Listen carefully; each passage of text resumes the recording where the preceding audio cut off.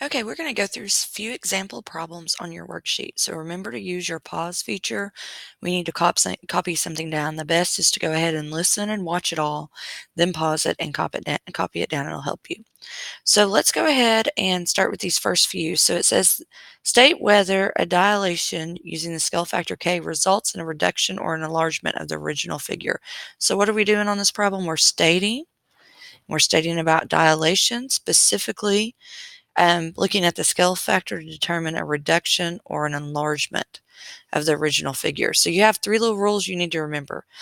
If you have k being between 0 and 1, you're going to have a reduction.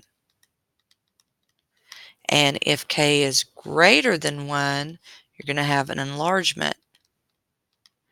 And something special happens when k is 1 because we multiply by the scale factor. So when k equals 1, it stays the same. So it'll be same shape and size.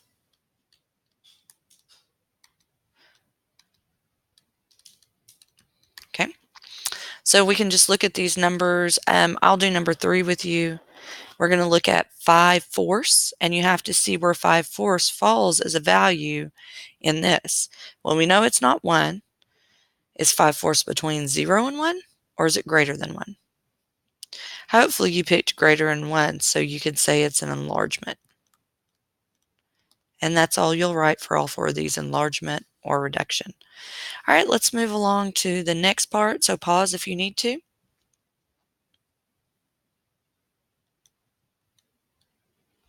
Okay, looking at the next set right here, it says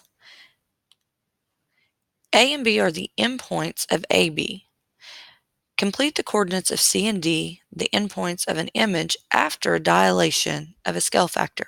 So we start with our pre-image in A and B. We get our scale factor. Here's the rule, and we're going to come up with the image that happens after we do the scale factor. So our scale factor on this is a 2. That means it would be an enlargement because it's greater than 1. And our rule says that you just do 2 times your x value and 2 times your y value. So we're going to take both of these and we're just going to multiply by 2. So times 2. 1 times 2 is 2. 1 times 2 is 2. Easy. Again, same thing with this. Our rule is to times by 2. And so 3 times 2 is 6, and 1 times 2 is 2. We'll do that for each one. Remember, when you're multiplying by a fraction, just a real quick reminder to multiply by a fraction, I'll use this number 4. If you're going to take 4 times 3/4, you multiply by the top, so 4 times 3 is 12, and then divide by the bottom. And 12 divided by 4 would be 3. So the first part would be 3. Pause if you need to take your notes. Okay, we're going to look at the next set right here. Let me see if I can scroll down where I need to be. Right here, there is a typo right here. Go ahead and let's fix this typo. If you notice, B says 2 down here, but up here it says 2 So they just kind of switched their A and B. So we're just going to switch it around like that. It'll be fixed. So right here, again, you're multiplying by a scale factor of 2. So this will be an enlargement. And so you just take each of these points and you multiply them by 2. But since I've already done a whole number with you, let me do a fraction. So we're going to do problem 9 together. So we're going to multiply by a half. So we have A being 2/4 and B being 6/2. Since a half is between 0 and 1, this is going to be a reduction. So you're going to see your segment get smaller. So let's go ahead and see what happens. Let's take 2 times a half. So remember, 2 times 1 is 2. Divide by the bottom. 2 divided by 2 is 1. You can also think when you have something like a half, long as 1's on the top, you're just dividing by 2. So what is this 4 value divided by 2? It'd be 2. What is 6 divided by 2? 3. What is 2 divided by 2? 1. So your A prime point would be 1, 2. So let's go 1, 2. Remember to do A prime, you write an A and apostrophe just like we did on our other transformations. And your B prime would be 3, 1. 1, 2, 3, and up 1. So there we go, and it'd be B prime. Now remember, we said that this was going to be a reduction. So you've seen this line actually shrink by a half. And so it got smaller as it went through. Go ahead and pause and copy down anything that you need to copy down. Okay, let's look at the new section. And so on this, we're just going to go ahead and have a bunch of examples just like what you just did.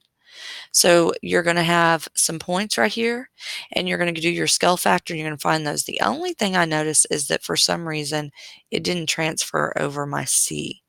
Or if there are more characters, for example, you're going to have to write your C prime and your D prime. I don't know if that was a copy over error or what happened there.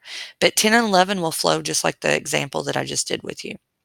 Let's move down here though and look at how to draw a dilation on number 12 of a given scale factor. So let's go ahead and look at this right here. Draw a dilation of a figure using the scale factor. So you have a scale factor of 2. You're going to have to identify your points right here. So let's start with A. A point is 1, 1. So if I'm going to multiply by 2, so times by 2, because my scale factor is 2, notice scale factor is represented with K as well. So 1 times 2 is 2, 1 times 2 is 2, so my A prime would now be 2, 2. So A prime would be right here. All right, let's take B. B is 2, negative 1. We're going to change that by multiplying by 2. So B prime would become 4. Negative 1 times 2 is negative 2. So we're going to go over here 1, 2, 3, 4, negative 2. And this is now your B prime. Now we're going to look at C, which is 2, 0. And now your C prime. We're going to multiply by 2. That's the rule for this one. See, right here is where I'm getting it from. So 2 times 2 is 4. 0 times 2 is 0. So we'll go 4, 0, 1, 2, 3, 4, 0. So this becomes C prime. And you can trace your new shape here.